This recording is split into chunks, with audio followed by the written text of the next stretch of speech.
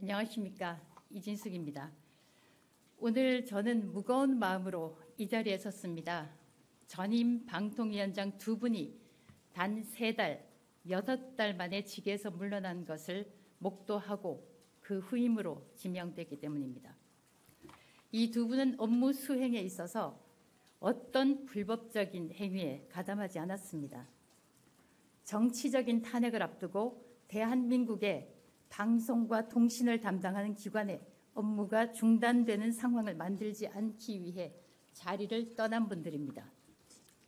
왜 이런 정치적인 탄핵 사태가 벌어졌나 이 자리에서 국민 여러분들께 말씀드립니다. 탄핵을 한 정당에서는 현 정부의 방송 장악을 막기 위해서 탄핵을 발의했다고 말합니다. 과연 그렇습니까? 현 정부가 방송을 장악했습니까?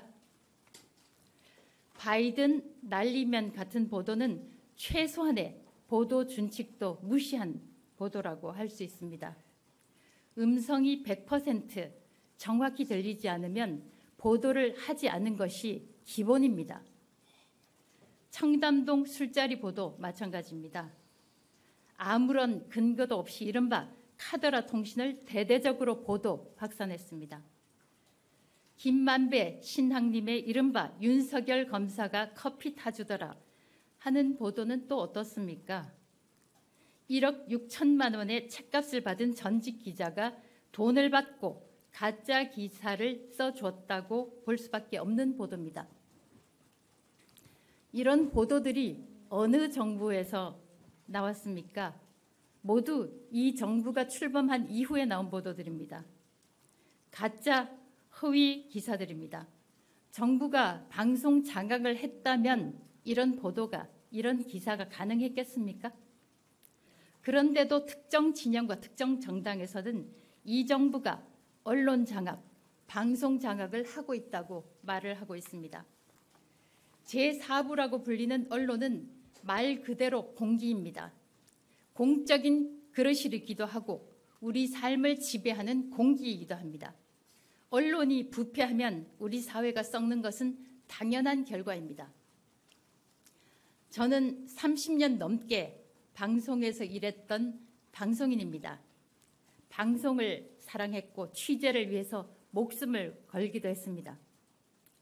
그런 방송이 지금은 공기가 아니라 흉기라고 불리기도 합니다. 특히 공영방송이 그런 비판을 받고 있습니다. 방송은, 언론은 모든 권력으로부터 독립적이어야 합니다. 정치 권력, 상업 권력으로부터 독립해야 하는데 반대하는 사람은 없을 겁니다. 그러나 오늘 저는 이 시점에서 공영방송, 공영언론이 노동 권력, 노동단체로부터도 독립해야 한다고 생각합니다. 그런데 공영방송, 공영언론의 다수 구성원이 민노총의 조직원입니다. 정치 권력, 상업 권력의 압력에서 벗어나야 한다는 주장이 설득력을 가지려면 먼저 그 공영방송들이 노동 권력으로부터 스스로를 독립시켜야 합니다. 이라크 전쟁을 취재할 때 쿠르디스탄에 파견된 한국군 캠프에서 파병 부대원들이 아리랑 TV를 보던 장면이 아직도 눈에 선합니다. 한국의 방송 콘텐츠, K 콘텐츠는 이제 더 이상 한국 내에서만 방송되지 않습니다. 전쟁터에서도 K 콘텐츠를 볼 수 있는 세상이 됐습니다. 보편적인 인간의 감성을 건드릴 수 있는 콘텐츠라면 OTT를 통해서 전 세계에 판매할 수 있습니다. 방송인들이 콘텐츠를 제작한다면 통신산업은 이 콘텐츠를 전 세계로 실어 나를 수 있는 플랫폼을 구축합니다. 국민 여러분께 호소합니다. 우리 언론이 공영방송이 제 자리를 찾을 수 있게 더 큰 관심을 기울여 주십시오. 조만간 MBC, KBS, EBS 등 공영방송사의 이사 임기가 끝납니다. 이사 임기가 끝나면 마땅히 새 이사들을 선임해야 합니다. 임기가 끝난 공영방송 이사들을 그대로 유지해야 하는 이유는 없습니다. 방송법에 대해서도 인터넷을 통해 검색해 보시고 어떤 방향으로 가야 되는지 생각해 보시기를 바랍니다. 방송은 국민의 재산입니다. 공영방송은 특히 더 그렇습니다. 방송이 방송인의 것이라는 주장은 얼핏 들으면 그럴듯하게 들리지만 그것은 사실이 아닙니다. 국민 여러분의 재산입니다. 마지막으로 민주당에 요청합니다.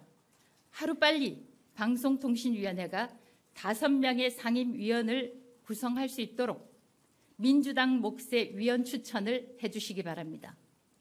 민주당이 나머지 2명을 추천해 준다면 가장 빠른 시일 안에 5명 위원회가 구성될 것입니다. 민주당은 이해할 수 없는 이유로 작년부터 위원 추천을 하지 않고 있습니다. 저는 작년 8월 국민의힘 몫으로 추천을 받았지만 민주당은 국회 표결을 거부했습니다. 민주당이 비판하는 이른바 2인 체제는 민주당이 만든 것입니다. 제가 그 증인입니다.